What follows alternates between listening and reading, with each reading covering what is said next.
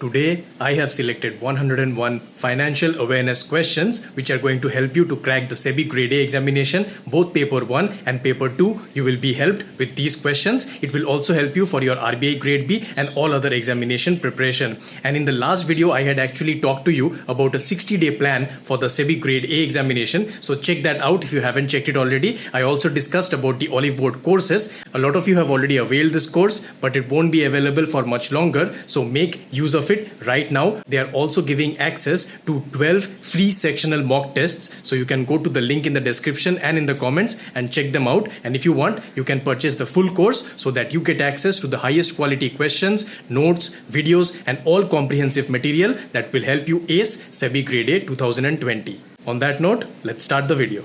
Join my Telegram channel to stay connected with important PDFs, links, and other information regarding bank exam preparation. And if you like this video, please click on the like button and share it with your friends so that everybody can get access to this information.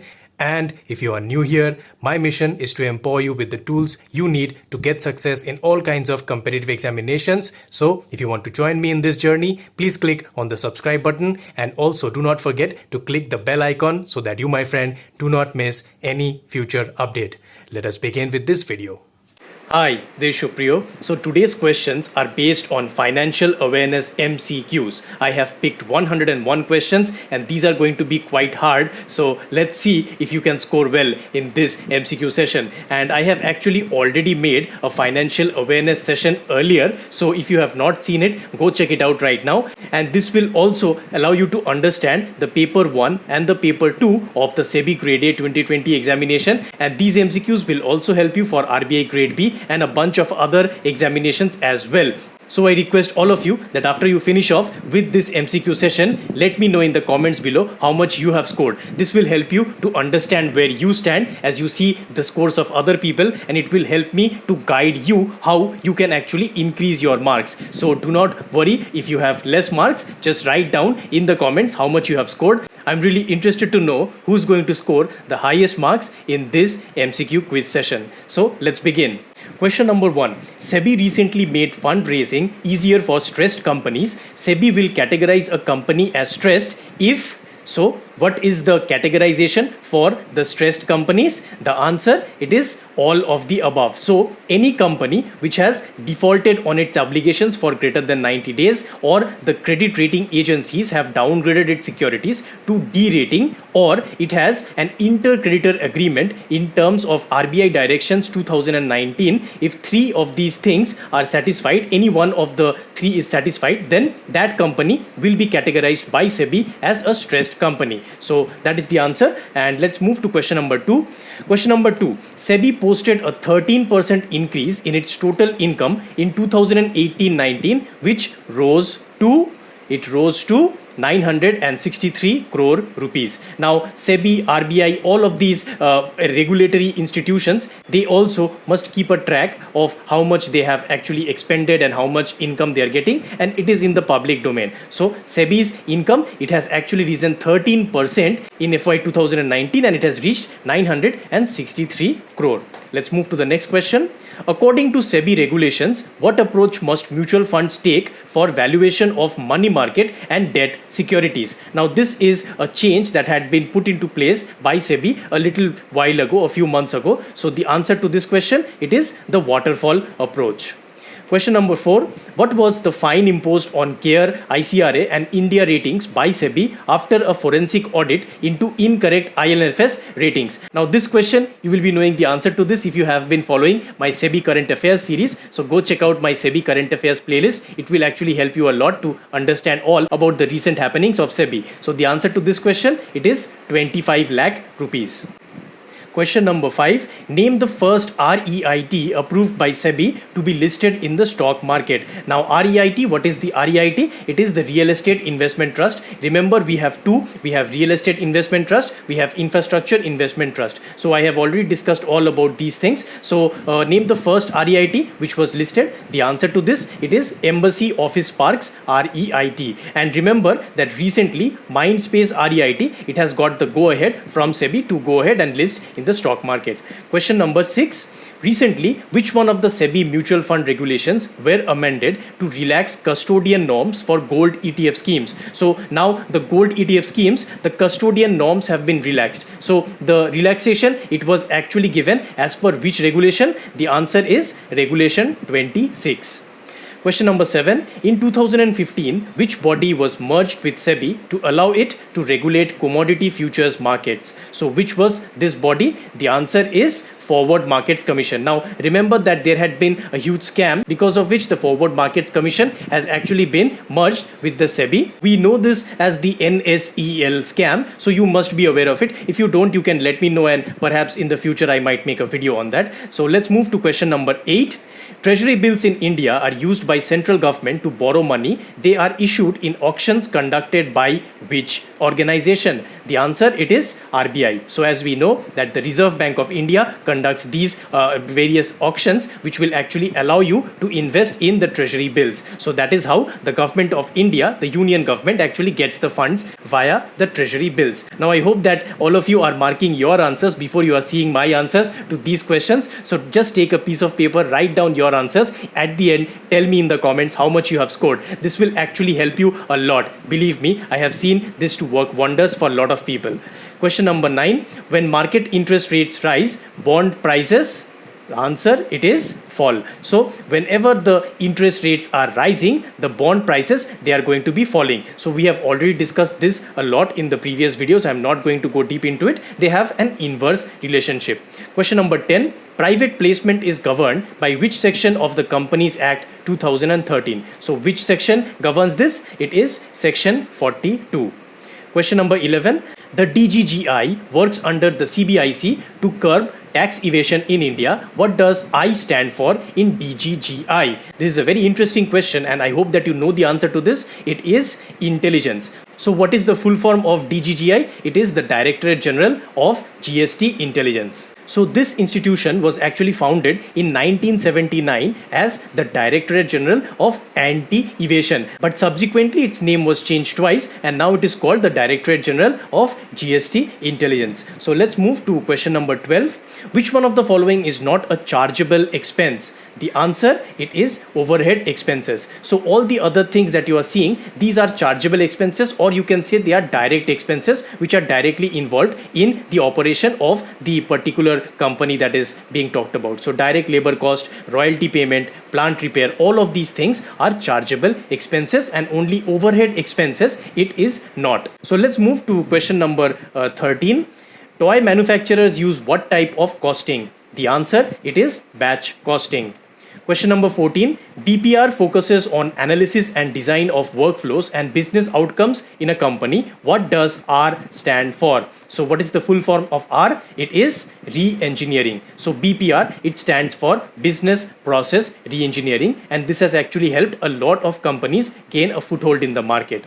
Let us move to question number 15. Which one of the following items is not a form in which a company can maintain closing stock? So the answer for this, it is credit sales. So the raw material, the work in progress and the finished goods, all three of these things, you can maintain your closing stock in any of these three forms. So let us move to question number 16. In priority sector lending, what is the sub-target for micro enterprises? The answer, it is 7.5%. As we know, the total target is 40%. Out of that, the sub-target for micro enterprises is 7.5%. Question number 17. The 6-member Monetary Policy Committee was formed by RBI under which section of amended RBI Act 1934? A very important question. The answer is section 45ZB. Question number 18. Process by which a customer-owned mutual organization or a cooperative changes legal form to a joint stock company. Now this is also a very important question, and in many exams this question was asked. The answer is demutualization. Question number 19. The RBI has introduced the TLTRO scheme to aid the bond market during the pandemic. T stands for what? The answer, it is targeted. So the full form of TLTRO, it is the targeted long-term repo operations, and as we read earlier as well, for 3 years RBI is actually going to allow this companies to actually borrow at the repo rate for a long tenure of 3 years. So that is all about the TLTRO. We have already discussed this on the video on the Monetary Policy Committee. And now let us move to question number 20. How much stake of an RRB is held by the state government? The answer, it is 15%. Now also remember this, that 50% of the RRB stake, that is actually held by the government, the central government. Okay, so this is the center that holds the 50%. 35% of it is actually held by the sponsor bank. So the sponsor bank, whatever bank has actually sponsored that regional rural bank, that bank will be holding the 35%, and the rest 15% will be with the state government. Let's move to question number 21. An Indian company's private placement can be deemed as public by SEBI if the investment offer is made to greater than 200 people in a year. So in such a situation, SEBI can say that this is no longer a private placement. Question number 22. Head of working group set up under Niti Aayog to revise current WPI series and devise new PPI, Producer Price Index. So who is this? This person is Ramesh Chand. Now he is also a member of the Niti Aayog, and he will be devising this new Producer Price Index. So what this thing will do, this will actually replace your WPI that we have for a long time. And the base year of the WPI, that is also very important. Remember, it is 2011 to 12. That is the base year of the WPI or the Wholesale Price Index. Question number 23. According to FRBM Act, the fiscal deficit of India should be reduced to how much? So the Fiscal Responsibility and Budget Management Act, a very, very important act. You must read about this comprehensively. The answer is 2.5% by 2023. So this is the goal of our fiscal deficit by 2023. Question number 24. The 15th Finance Commission has pegged the vertical devolution to states from divisible tax pool at how much? Now remember that this amount, this devolution, it has been done for 2020-21. We do not have for the whole 5 years. That will be shortly submitted in the second report of the 15th Finance Commission. Yes, the first report of the 15th Finance Commission has been submitted. The second report we are yet to see. So as per the first report, the answer to this, it is 41%. So earlier we used to have 42, now it has been brought down to 41%. Question number 25. Central government nominees in the MPC, the Monetary Policy Committee, cannot be reappointed. What is their tenure for holding office? So we already know 3 members are from the RBI side, and another 3 members, they are from the Government of India side. They are appointed by them. So their tenure, how long can they stay in office? They can stay in office for 4 years. After that, they must be changed. Question number 26. Payments Infrastructure Development Fund, PIDF, was recently created by RBI with a corpus of how much? Very important question. The answer is 500 crore. Question number 27. Government recently relaxed norms for e-way bills. The threshold value of goods for such e-way bills to be generated is how much? The answer, it is rupees 50,000. Question number 28. 5 bases of power in an organization were first outlined by which social psychologists? So this is a question from management actually. The answer to this, it is French and Raven. Question number 29. The resolution by circulation can be transacted at a board meeting by the presence of a minimum of how many company directors? So the answer for this, it is 1/3 of total number of company directors. Also remember that the resolution by circulation, this is actually something conducted by the board when there is an urgent matter that needs to be discussed, but a normal board meeting cannot be held because there is not enough time. So 1/3 of the members, they can go ahead and they can transact in the presence of those members in that board meeting, the resolution by circulation. Let's move to the next question. The total grants to local bodies for 2020-21 has been fixed by the 15th Finance Commission at how much? The answer, 90,000 crore. Very important question. Please note down all of these important things regarding the 15th Finance Commission. Also regarding 14th Finance Commission. Both of them are very important. Question number 31. What is not contained in a red herring prospectus? So what is not contained? The answer, it is number of securities in the issue. In the red herring prospectus, you have the purpose of the issue, you have promotion expenses of the issue, you have legal opinion of the issue, and a vast variety of other things as well. But the number of securities in the issue and the price of the securities are not disclosed. So let us move to question number 32. Which section of the Companies Act states that every company must appoint an auditor at the first annual general meeting? So which section this is? This is section number 139. Question number 33. As per Keynesian theory, market interest rates are determined by which two operating forces? So this is something that is a very basic concept of the Keynesian theory. So you must understand this. The answer to this is savings and investments. Very important for Keynesian theory. Question number 34. Which one of the following is not included as part of a nation's current account?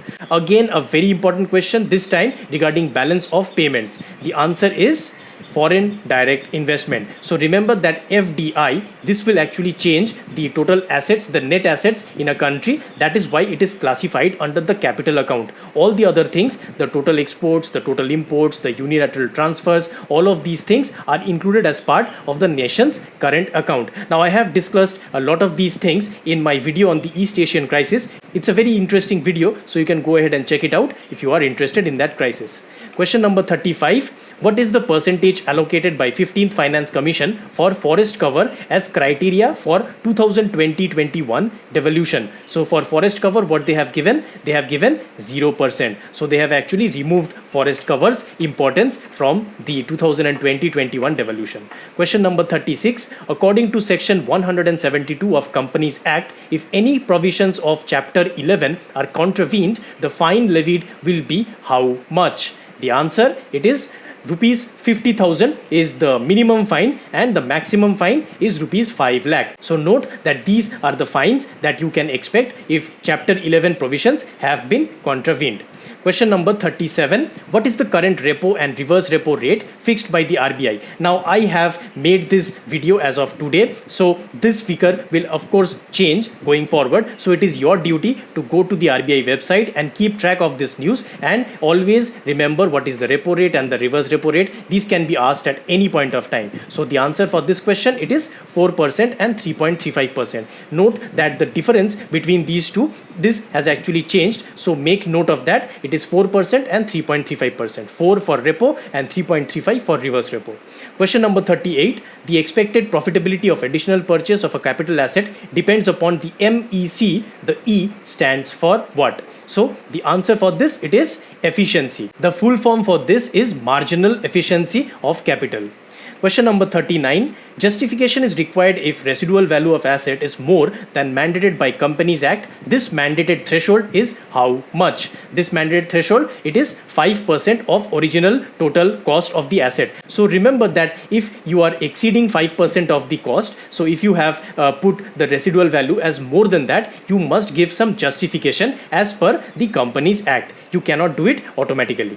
Question number 40. According to FRBM Act, the debt to GDP ratio of the center should be reduced to how much by 2024-25? As I told you, FRBM Act is very, very important. The answer to this question is 40%. Very important that you remember all the clauses of FRBM Act. They can be asked at any point of time.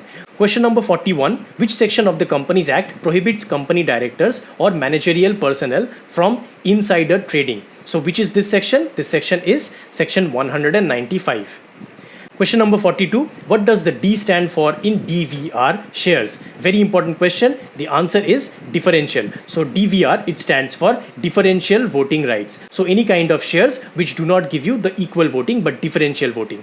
Question number 43. Depreciation allowed for intangible assets can be calculated using what? So using amortization method, you can calculate this. So all the WDV, straight line, reducing balance, etc., these are for the tangible assets. For the intangible ones, you can go for amortization.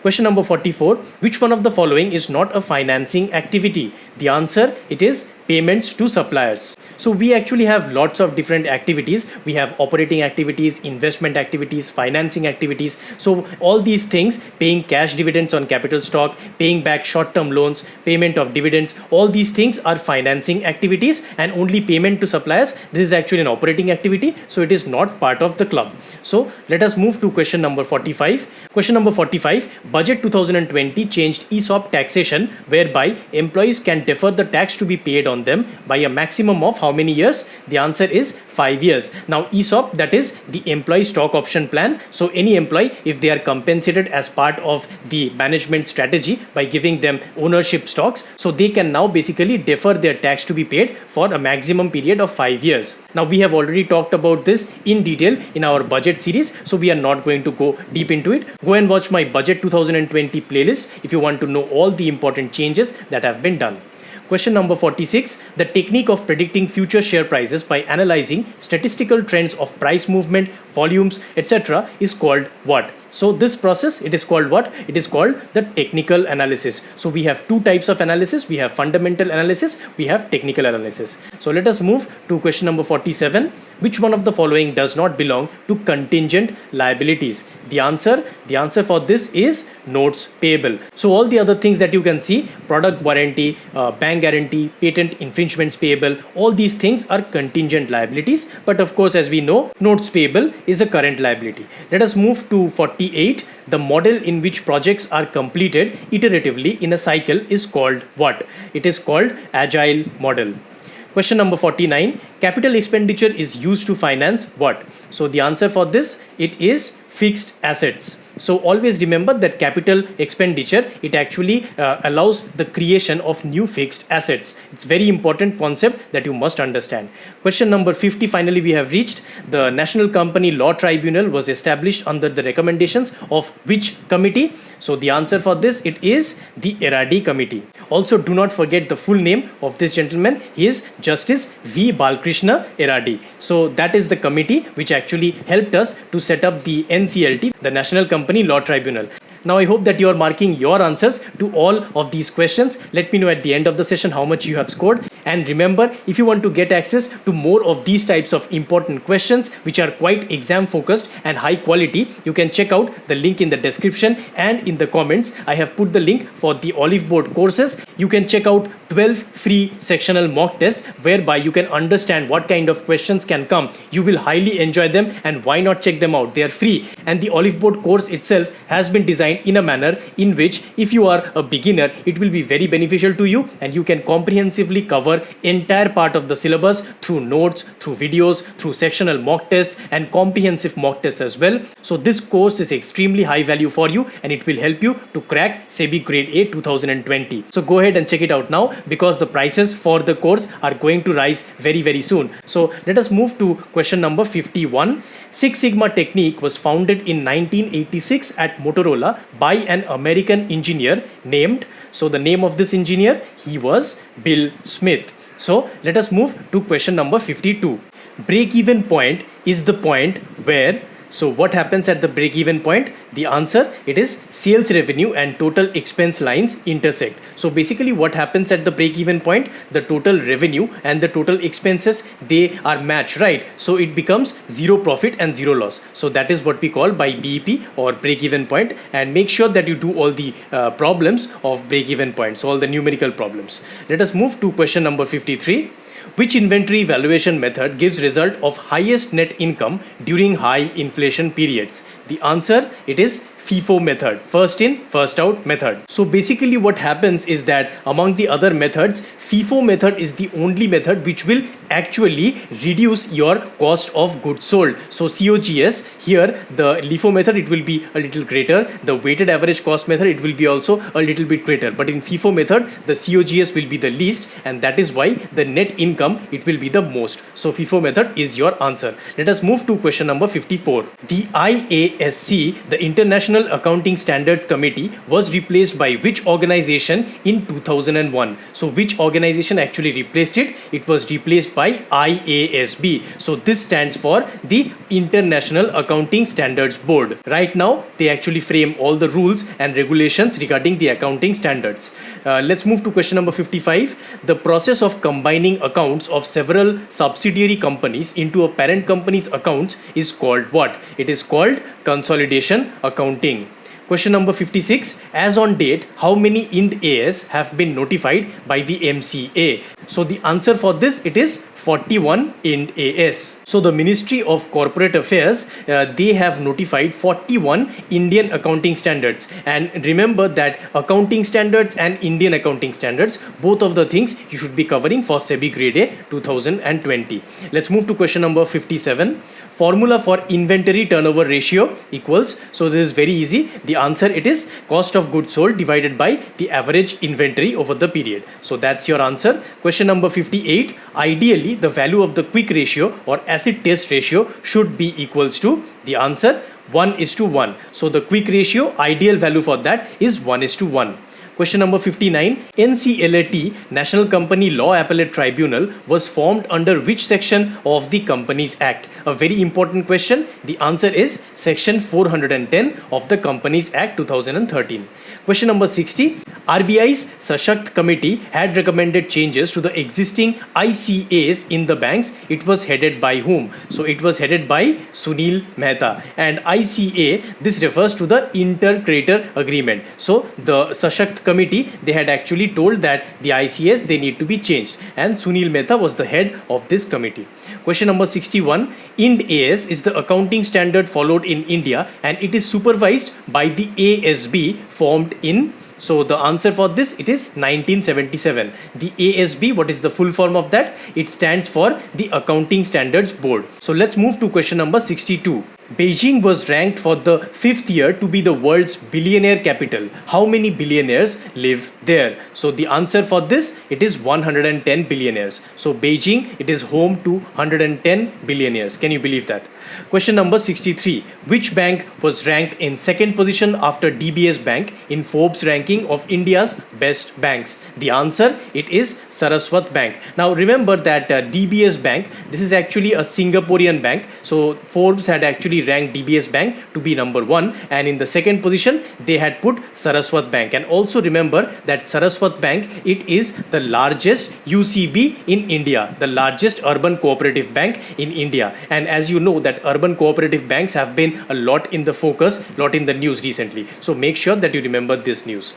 Question number 64 now. According to SEBI regulations, a research analyst, which is an individual or partnership firm, must have net tangible assets. How much? So the answer, it is not less than 1 lakh rupees. Now research analysts, they can be many different types. So here we are talking about individuals or partnership firms. Let's move to question number 65. Accounting Standard 16 deals with what? The answer, it is borrowing costs. Question number 66. SEBI has fixed minimum net worth of a single registrar and transfer agent to be how much? So for the single RTA, it is 50 lakh rupees. Question number 67. What is the minimum capital necessary to register a private limited company in India? The answer for this, it is 1 lakh rupees. Question number 68. Maximum shareholding of stock exchange, depository and insurance companies in a stock exchange is fixed at how much percentage? Now usually for other companies the maximum percentage that they can own, it is 5%, but for these types of companies the answer is 15%. Question number 69. SEBI mandates clearing corporations at IFSCs, which are International Financial Service Centers, to maintain 100 crore net worth. How much of this amount must be in the form of liquid assets? So how much of that 100 crore has to be in liquid assets? The answer is 50 crore rupees.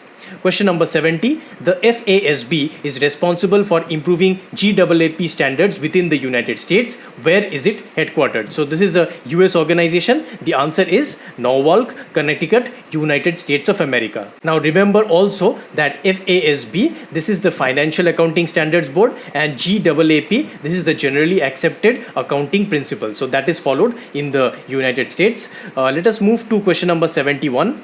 two controversial provisions in ICDR regulations that were deleted by SEBI in 2018. So what were these two provisions? They were safety net and IPO grading. So we used to have safety net, which was something that helped to protect the IPO investors, and IPO grading was also there, whereby they had to sign with a CRA so that they could find out the actual grading of IPO and how this IPO would be performing. So let us move to question number 72. If the complainant is dissatisfied by SCOR's dispute resolution, complaint must be sent to supervising officer within how many days? The answer is 15 days. So usually if your SCOR's complaint is actually not satisfactorily answered, then you can definitely go for another kind of a complaint and it can be sent to the supervising officer within 15 days. And as you know that SCOR's, it is the SEBI's platform for online grievance redressal.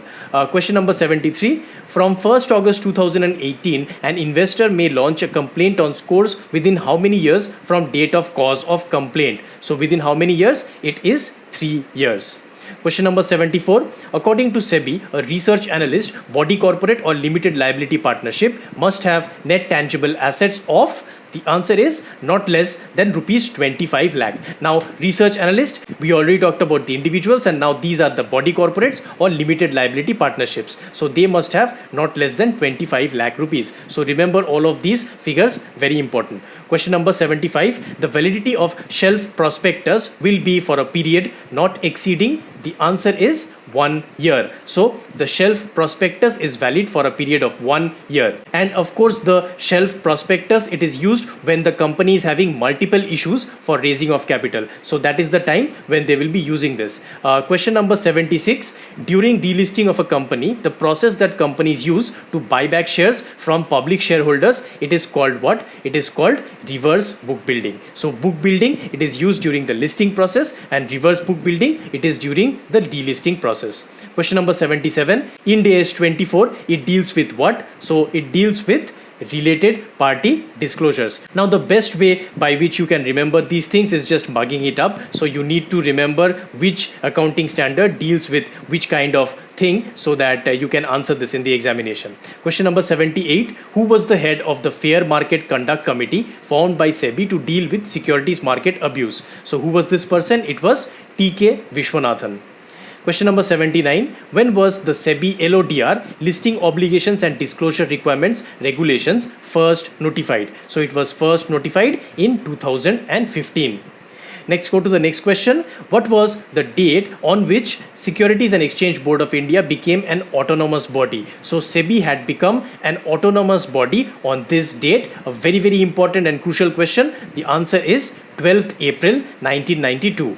Question number 81. Who among the following is not an RTA? RTA means Registrar and Transfer Agent. So who among the following is not? The answer is CDSL. Now this question, it is actually a trick question, because the CDSL, they actually have an RTA. It is called CDSL Ventures. All the other things, these are the names of the RTAs, but here the name was not there. CDSL Ventures, that's the name of the RTA. So this is the right answer. So let us move to question number 82. Which chapter in SEBI ICDR, Issue of Capital and Disclosure Requirements, Regulations 2009, talks about rights issues? So the answer for this, it is chapter 2, 4 and 6. So all these chapters talk about rights issues. Question number 83. The second C in FCCB stands for what? So the answer for this, it is convertible. So the full form, it is Foreign Currency Convertible Bonds, FCCB. So basically these types of bonds you can actually convert into equity shares. So that is why they are convertible bonds. Let's go to question number 84. The E in FCEB stands for what? Now this is also a similar kind of thing. The answer is exchangeable. So the full form for this is Foreign Currency Exchangeable Bond. Now what happens is in FCCB you actually have the shares of the same company, but in FCEB there are two companies involved. So the conversion is still happening, but this conversion, it is for a different company. So that's the primary difference between FCCB and FCEB. Let's move to the next question. Name the current chairman of SEBI. A very easy question and the most easy question for this session. The answer is Shri Ajay Tyagi. Now remember that Ajay Tyagi's term was to end, but now he has been given an extension of 6 months. Let's go to question number 86. Who on behalf of SEBI is authorized to grant registrations to FPIs in India? This is a very interesting question. The answer is DDP. Now, what is the full form of DDP? It is Designated Depository Participants. So these are authorized to grant registrations to FPIs, and each FPI must actually approach a DDP so that they can get authorized. Question number 87. Within how many days of appointment do director and the KMP, which is the key managerial personnel, need to disclose shareholding details in the company? So by this time, they must disclose the shareholding details in the company. The answer is 7 days. So if you are joining a new company as a director of that company, within 7 days, you must disclose all your shareholding details. Question number 88. Prospectus and Allotment of Securities Rules 2014 governed the activity of what? The answer is private placement. Question number 89. According to SEBI regulations, each anchor investor must put in minimum of how much amount in the issue? The answer for this is 10 crore rupees. Now, anchor investors, they actually are one of the most important institutional investors in IPOs. So they must subscribe to a high amount of the issue so that the IPO can go forward. Let's move to question number 90. Finance Commission is established under which article of Indian Constitution? The answer for this is Article 280.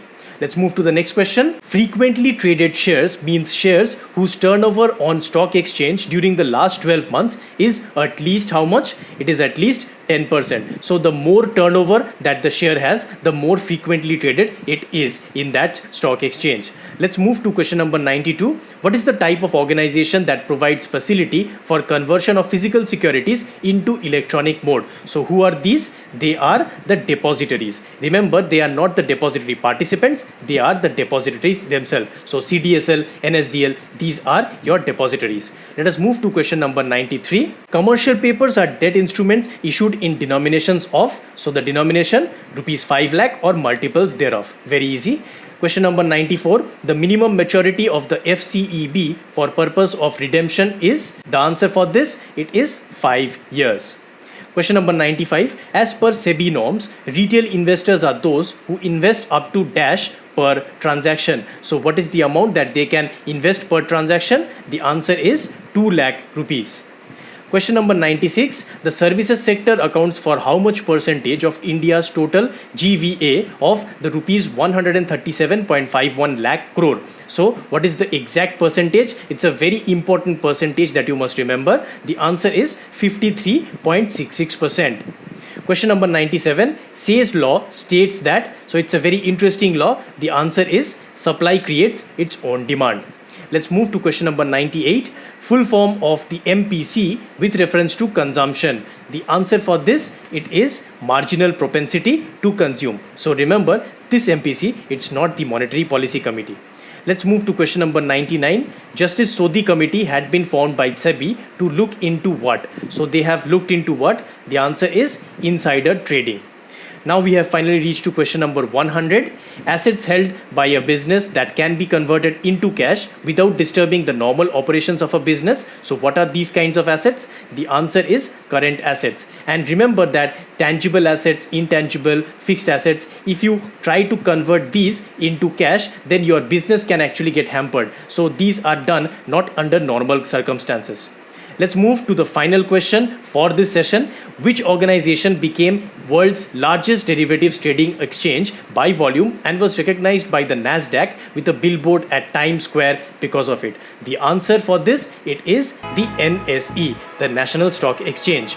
With that, we have come to the end of this session. I hope that you have tallied down your marks. So please write down in the comments below how much you have scored, and let's find out who actually scored the highest in this hard financial MCQ session. I hope that you learned something from this video and that it was beneficial to you. If you enjoyed this session, please like this video and share it with your friends, and do not forget to subscribe to this channel for more such unique content in the days to come, and also ring the bell so that you do not miss any future update. I'll see you in the next one. Bye bye.